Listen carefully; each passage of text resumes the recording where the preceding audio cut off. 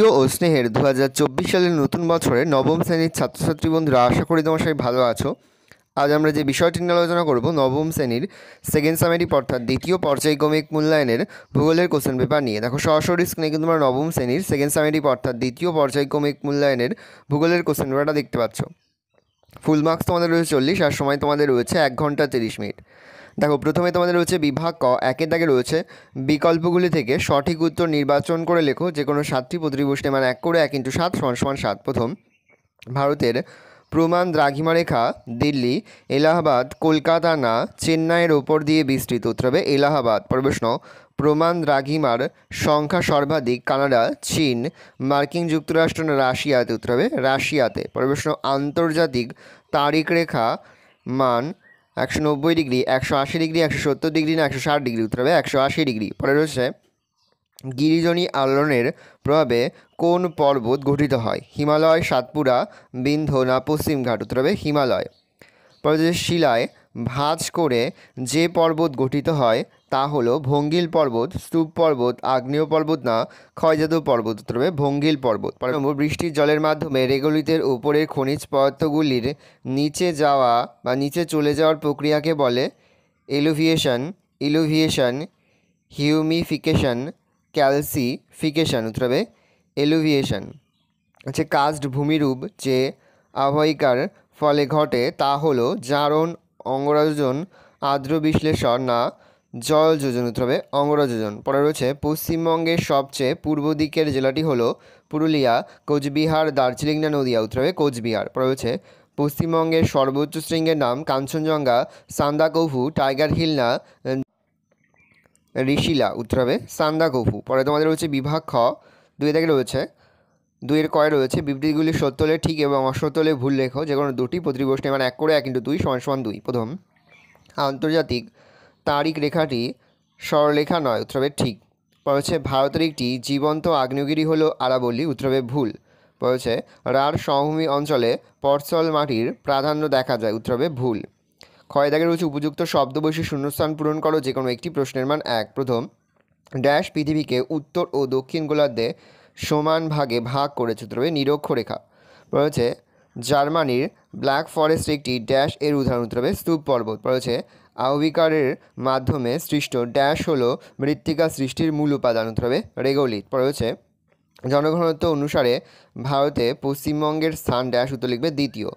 গয় দাগে রয়েছে একটি বা দুটি শব্দে উত্তর দাও যে কোনো 3টি প্রতিপ্রশ্নে, মানে 1 করে 1 × 3 = 3। প্রথম, মূল মধ্যরেখাটি কোন শহরের ওপর দিয়ে গিয়েছে? উত্তর লিখবে ইংল্যান্ডের গ্রিনিচ শহর। পরে হচ্ছে কোন রেখাকে পৃথিবীর প্রমাণ দ্রাঘিমা বলে? উত্তর হবে মূল মধ্যরেখাকে। পরে হচ্ছে ভারতের একটি আগ্নেয় পর্বতের নাম লেখো। উত্তর লিখবে ব্যারেন।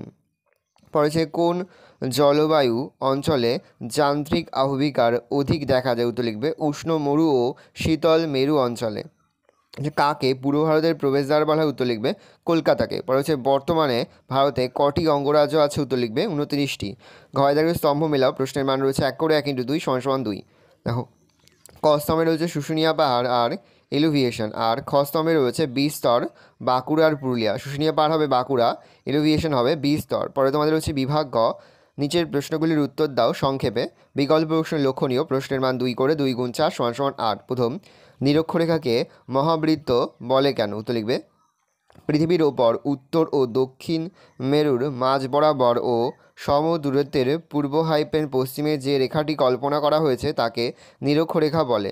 এটি একটি পূর্ণবৃত্ত এবং সবচেয়ে বড় পরিধি বৃত্ত, সেই জন্য নিরক্ষ বৃত্তকে মহাবৃত্ত বলে। মহাবৃত্ত বরাবর পৃথিবীকে কাল্পনিকভাবে কাটলে পৃথিবী সমান 2 ভাগে বিভক্ত হবে। মহাবৃত্তের অংশ 0 ডিগ্রি। বলছে ভৌগোলিক জলক কাকে বলে? দুটি স্থির মেরুবিন্দু উত্তর মেরু ও দক্ষিণ মেরু সংযোগকারী কাল্পনিক রেখাটিকে অক্ষ বলে। গ্লোবের মাধ্যমে পূর্ব থেকে পশ্চিমে কাল্পনিক অক্ষরেখা এবং উত্তর থেকে দক্ষিণে কাল্পনিক দ্রাঘিমা রেখা জালের মতো বেষ্টন করে থাকে, একে ভৌগোলিক জালক বলে। এই রেখাগুলির মাধ্যমে কোনো স্থানের অবস্থান নির্ণয় করা যায়। বলছে ডেকান ট্র্যাপ কি? উত্তর লিখবে ডেকান শব্দের অর্থ দাক্ষিণাত্য এবং সুইডিশ শব্দ ট্র্যাপ এর অর্থ সিঁড়ির ধাপ। ভারতের দাক্ষিণাত্য মালভূমি বিভিন্ন পর্যায়ে লাভা জমে সৃষ্টি হওয়ার ফলে এবং পরবর্তীকালে অসম ক্ষয়কার্যের কারণে সিঁড়ির মতো ধাপযুক্ত মালভূমিতে পরিণত হয়েছে, তাই দাক্ষিণাত্য মালভূমিকে ডেকান ট্রাপ বলা হয়। মোনাক্ষী উত্তর লিখবে।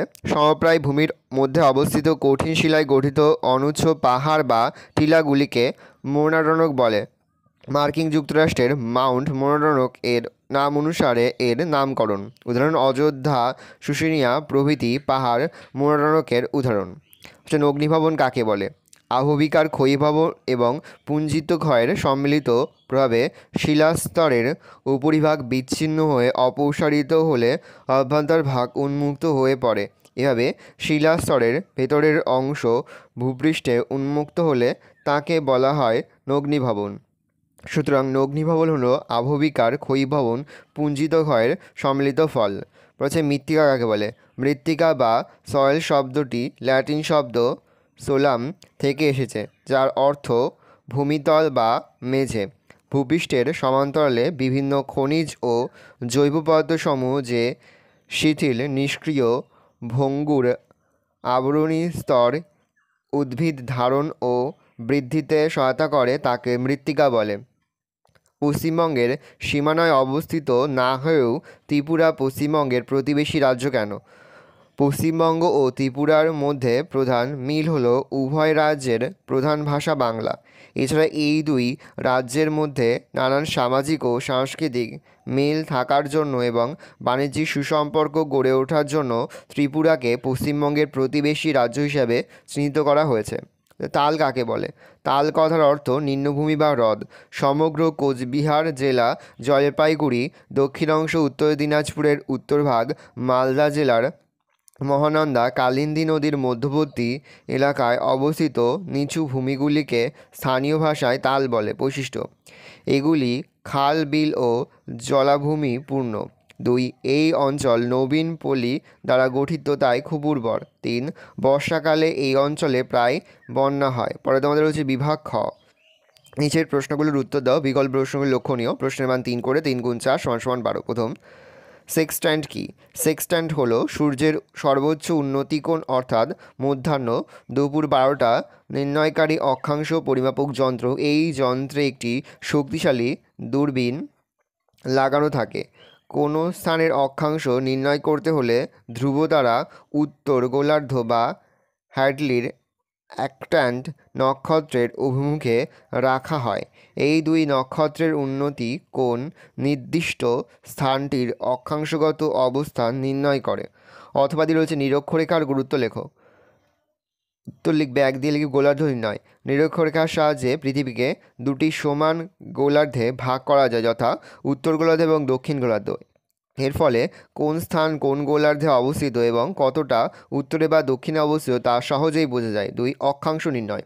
নিরক্ষরেখার সাহায্যে যে কোনো জায়গার অক্ষাংশ নির্ণয় করা সম্ভব। 3.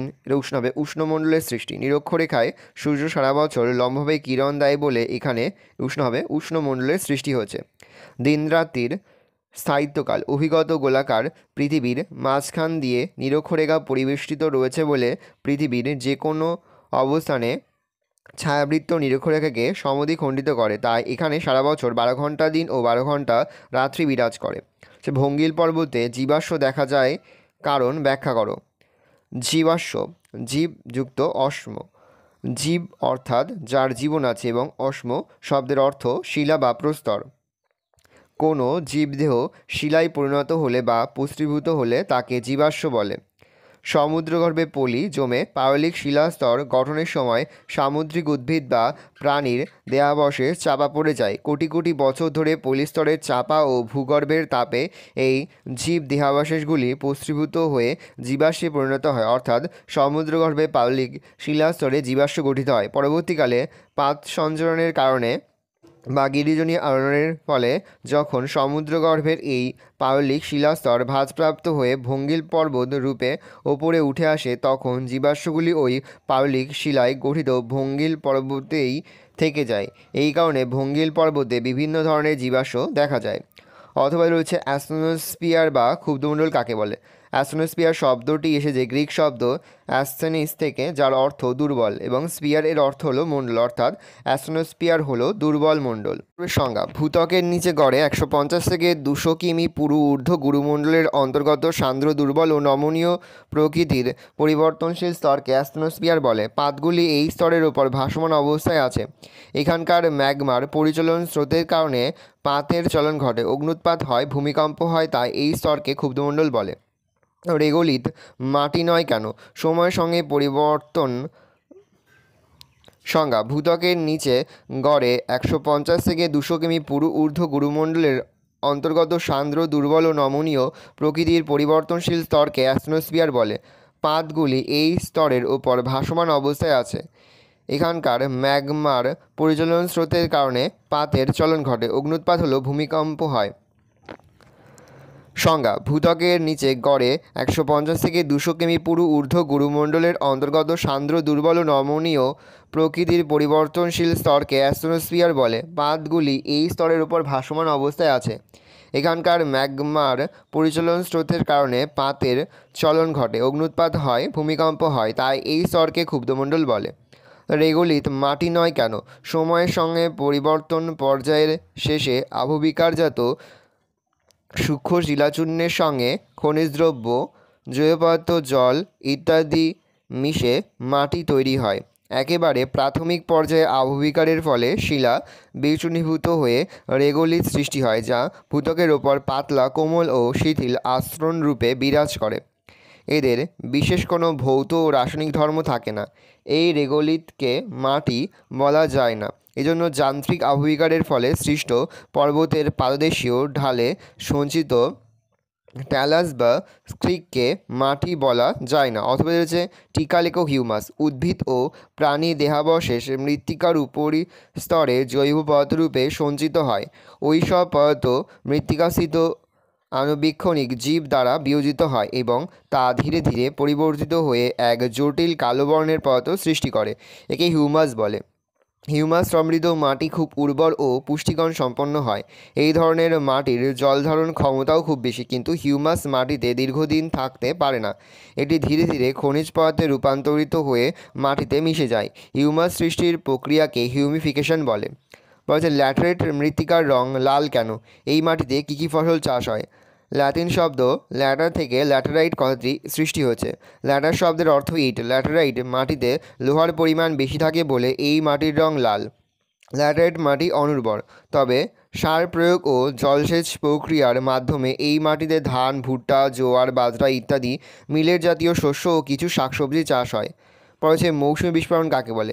গ্রীষ্মকালের শেষে মূলত মে মাসে উত্তর পশ্চিম ভারতে গভীর নিম্নচাপ ঘনীভূত হয়, ফলে বঙ্গোপসাগরের আর্দ্র বাতাস দক্ষিণায়ন পশ্চিম দিক থেকে পশ্চিমবঙ্গে প্রবেশ করে। এই বায়ু আগমনের ফলে আকস্মিকভাবে বজ্রবিদ্যুৎ সহ বৃষ্টিপাত হয় এবং বর্ষাকালের সূচনা হয়। মৌসুমী বায়ুর প্রভাবে এই আকস্মিক বর্ষাকেই মৌসুমী বিস্ফোরণ বলে। পরে তোমাদের রয়েছে বিভাগ ঙ।